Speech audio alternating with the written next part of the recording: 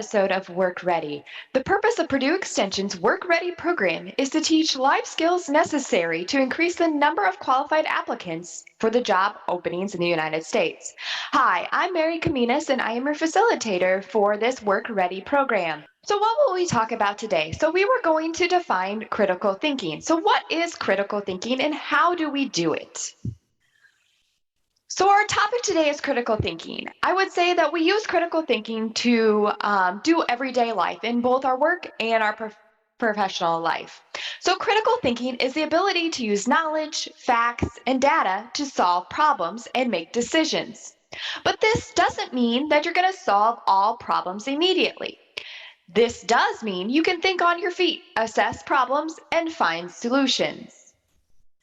Have you ever heard the saying, check your brain at the door? What does that mean? Well, some possible responses could be when you go to work, you turn off your brain.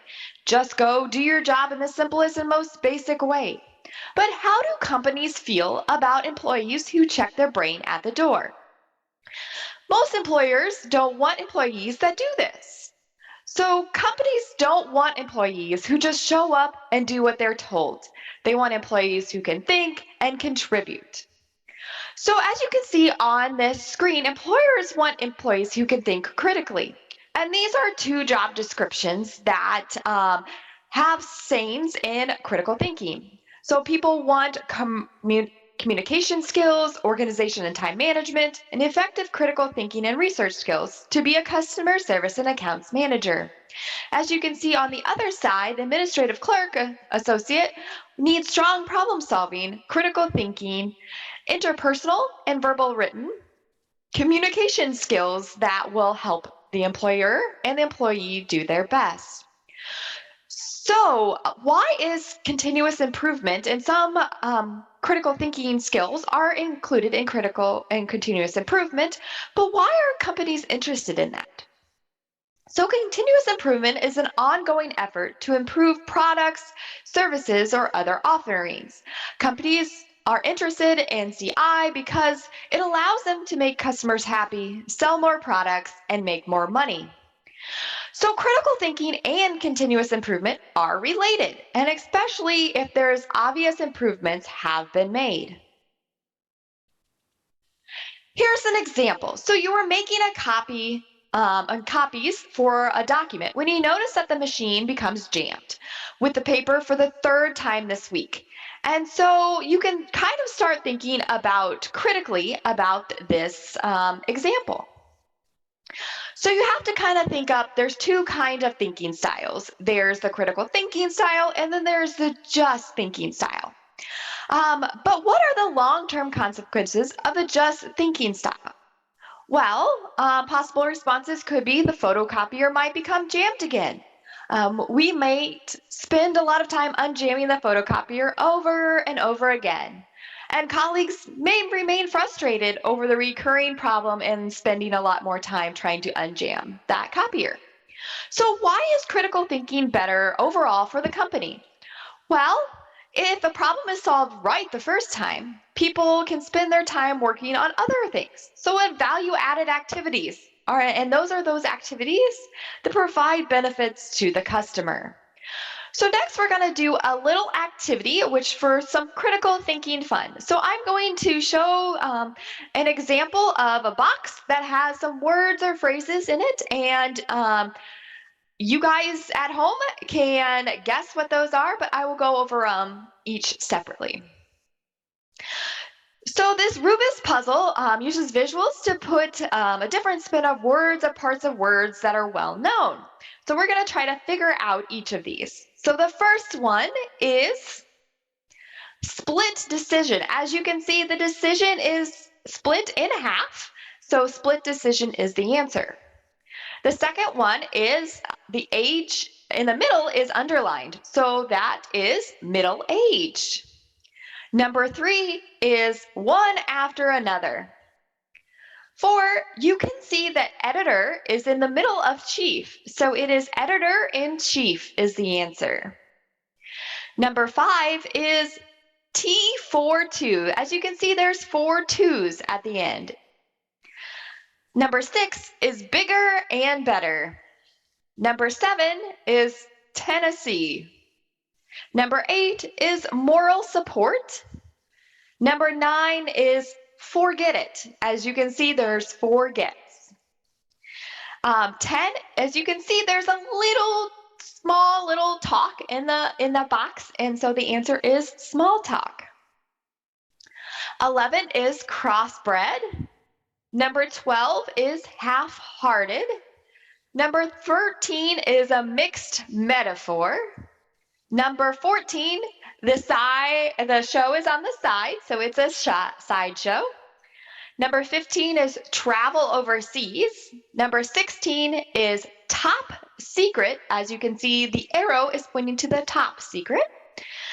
17 is the painless operation. So pain is not in the word, it's missing. So painless operation is 17. 18 is get up and go. Number 19 is see for yourself. And number 20 is Jack in the Box. So how did you do? Did you get all those critical thinking fun words and phrases together? Or would you like to do it again?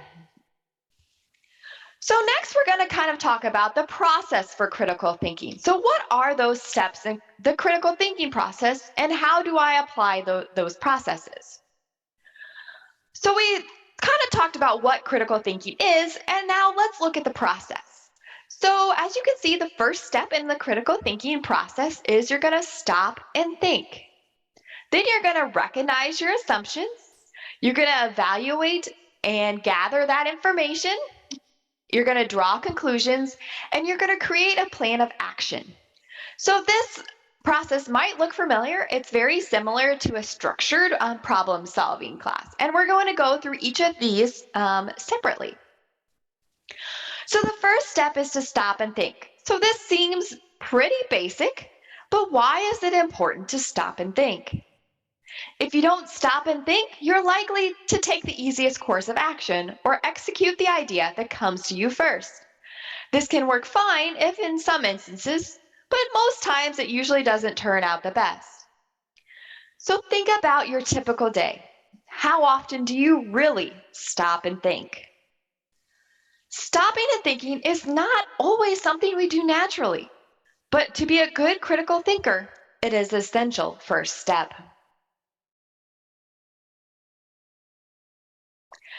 The next step is to recognize your assumptions. So recognizing your assumptions is something that is accepted as true without proof.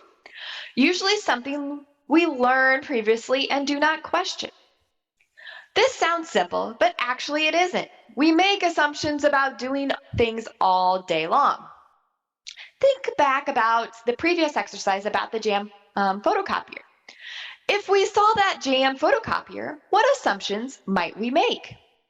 Well, maybe someone else is gonna unjam the copier, or that the jam is always caused by the same person over and over again who jams it. And maybe you make that an assumption that someone else has already reported it and that you don't need to do it.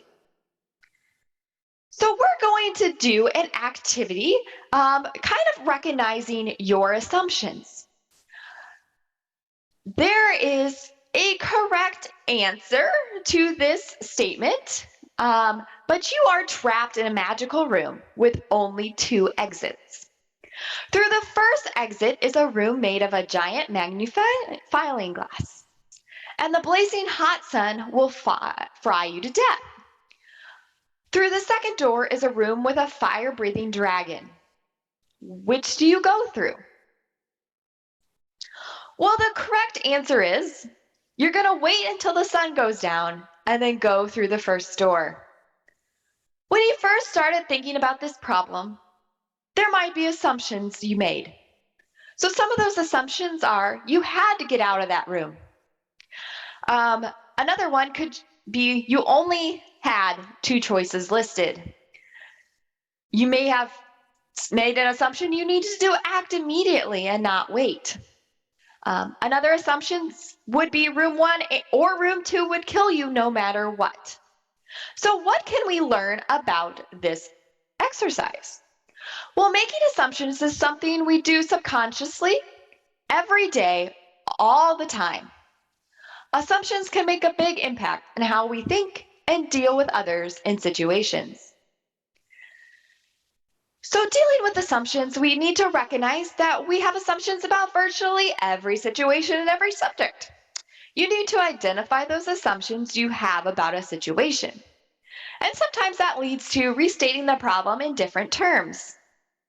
Sometimes you have to look back and pretend like you're a complete outsider and look at the problem from another perspective. So, next, we're going to do a little activity about recognizing your assumptions.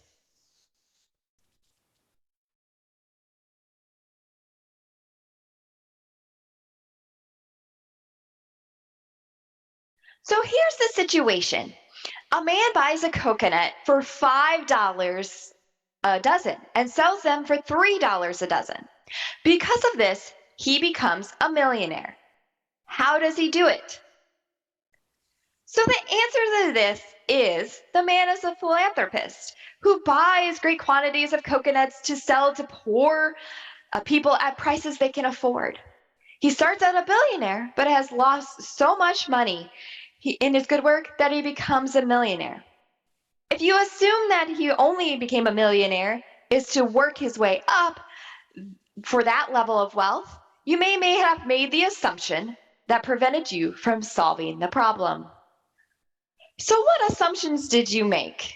You may have assumed that he had made more money. You may have made that he gave it away. So, you could restate this problem in different terms. So, as I said, the man was a philanthropist. So, you have to kind of think critically and recognize your assumptions to see maybe it's a different solution.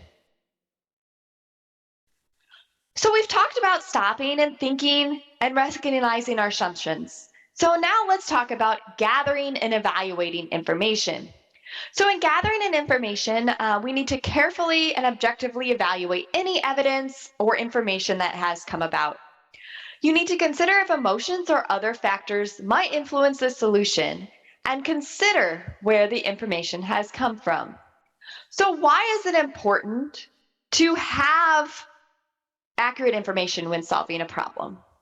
And who could you talk to gather information? And what questions could you ask? Well, if you don't have accurate information, you may solve the problem wrong or have the wrong problem or select a solution that doesn't solve the problem. Others in the office, maintenance person, or tech support, just like in the jam copy example, may not have been or may need to be talked to gather that information. You may need to ask those questions. Do we know how the copier got jammed? Do you know how to unjam the copier? Or has anybody been contacted about the copy jam?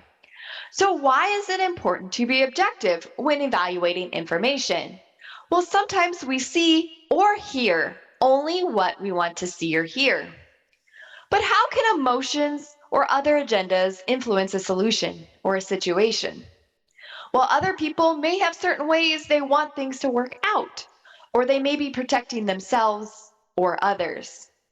And that could lead to hindering your ability to gather accurate information. So the very last parts of critical thinking process are to draw conclusions and create a plan of action. This is similar to the problem solving process. When we draw conclusions, it's important to consider all the information you have gathered. You may have changed your position if the evidence points to something different than what is expected. The last step is create a plan of action and also involves executing your plan of action and making sure that the plan works as intended.